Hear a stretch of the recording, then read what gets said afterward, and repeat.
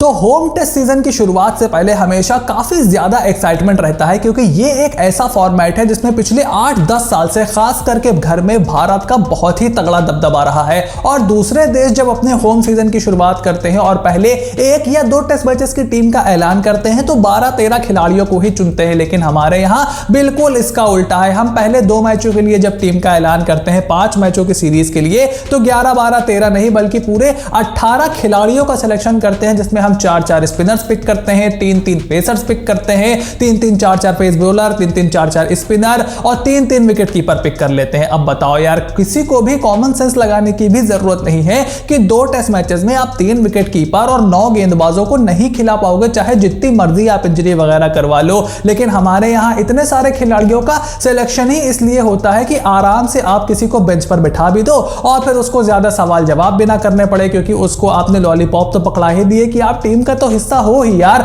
और राजीव गांधी स्टेडियम हैदराबाद में जो पहला टेस्ट मैच खेला जाना है इंग्लैंड के खिलाफ, 25 जनवरी से उसकी शुरुआत होगी। सुबह 9:30 बजे से मैच शुरू होगा। उसके लिए टीम इंडिया के स्क्वाड का ऐलान हो गया है और अगर जल्दी से इस स्क्वाड पर नजर डालें तो 10:30 बजे स्क्वाड आता है, तो रात में तो बिल्कुल भी वीडियोस पे बना नहीं मिलती है। तो बल्लेबाजों से शुरू करते हैं। यहां पर कप्तान रोहित शर्मा के साथ यशस्वी जायसवाल हैं। उसके अलावा विराट कोहली, शुभमन गिल और श्रेयस अय्यर को जगह मिली है।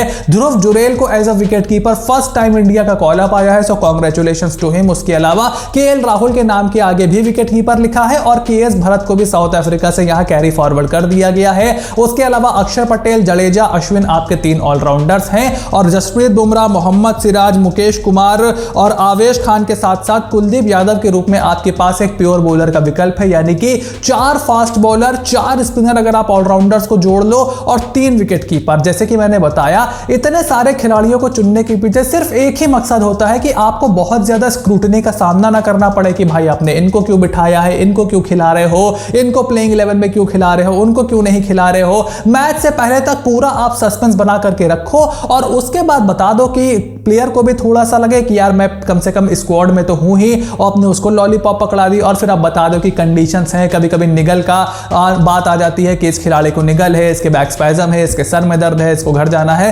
तो ये सारी चीजें हो जाती हैं। तो टीम इंडिया ने यहां पर 18 खिलाड़ियों को सेलेक्ट किया है और अब सवाल यह है, जो रिपोर्ट्स निकल करके आई थी कि केएल राहुल इस सीरीज में एज अ विकेट कीपर नहीं बल्कि एज अ प्योर बैटर खेलने वाले हैं। और ईशान किशन के टीम में सिलेक्शन के ऊपर बात हो रही थी कि ईशान किशन जो है टेस्ट स्क्वाड में वापस आ जाएंगे। अब कोच राहुल द्रविड़ ने तो कह दिया है कि भाई ईशान ने खुद को अवेलेबल ही नहीं कर रखा है, तो हम उनको कैसे सिलेक्ट करें। लेकिन और भी रिपोर्ट्स इस बात की तरफ इशारा कर रही है कि डिसिप्लिनरी एक्शन उनके ऊपर लिया गया है। अब उसमें कितनी सच्चाई है उसकी तरफ तो हम नहीं जाएंगे, बिकॉज वो टीम मैनेजमेंट के अंदर का मुद्दा है। अगर उनको लगता है कि इस खिलाड़ी को नहीं चुनना चाहिए तो फिर ना चुनो। लेकिन अब सवाल यह है कि टीम की प्लेइंग 11 क्या होगी। अगर केएल राहुल बतौर विकेट कीपर बल्लेबाज नहीं खेलेंगे तो फिर आपको केएस भरत और ध्रुव जुरेल में से किसी एक को खिलाना पड़ेगा और केएस भरत की तरफ टीम इंक्लाइन नहीं दिख रही है, ये ऑलरेडी हम सब जानते हैं। जब ईशान किशन वापस लौट गए दक्षिण अफ्रीका के दौरे से तब केएस भरत को टीम में डाला गया था, तो उनको अब बाहर इसलिए नहीं किया गया, वरना यह सवाल उठता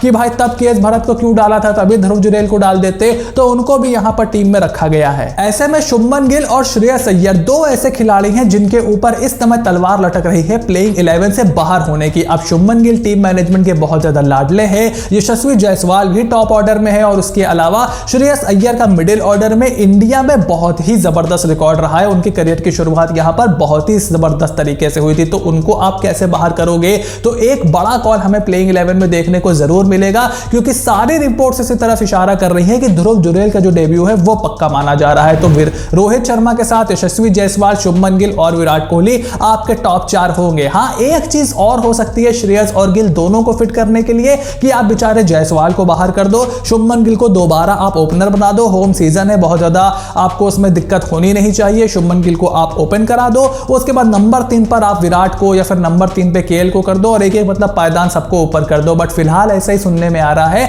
कि जायसवाल, रोहित, गिल और विराट आपके टॉप 4 बरकरार रहेंगे। उसके बाद नंबर 5 पर केएल राहुल आ जाएंगे और नंबर 6 पर ध्रुव जुरेल आ जाएंगे, क्योंकि आप 5 बॉलर्स के साथ जाते हो ऑलराउंडर्स को मिला करके। तो अनफॉर्चुनेटली श्रेयस अय्यर इस समय एक ऐसे बल्लेबाज हैं जिनको बेचारे ये एक बार फिर से टीम से बाहर करने वाले हैं। T20 से तो उनको बाहर कर ही दिया है कंपटीशन का बहाना लगा लगा करके, और उसके बाद टेस्ट क्रिकेट में भी, क्योंकि साउथ अफ्रीका में उतने रन उन्होंने नहीं बनाए जितनी उनसे एक्सपेक्टेशंस थी। पहले भी जब हम 21-22 में साउथ अफ्रीका गए थे तब भी श्रेयस अय्यर को वहां शुरुआत करनी चाहिए थी। इंडिया में उनका जबरदस्त डेब्यू हुआ था, वहां पर भी श्रेयस अय्यर को बेंच किया गया था। और अब केएल राहुल को एज अ विकेट कीपर जब टीम मैनेजमेंट नहीं खिलाएगी, ध्रुव जुरैल का डेब्यू करेगी, तो एक बार फिर से श्रेयस अय्यर की जगह बहुत ज्यादा खतरे में पड़ गई है। And let me just be very very clear that this will be very very unfortunate and complete injustice with Shreyas Iyer. Shreyas Iyer को किसी भी हाल में प्लेइंग 11 में होना चाहिए, और अगर पहले टेस्ट मैच में वो प्लेइंग 11 में खेल लेते हैं, रन बना देते हैं, KL Rahul as a keeper खेलते हैं,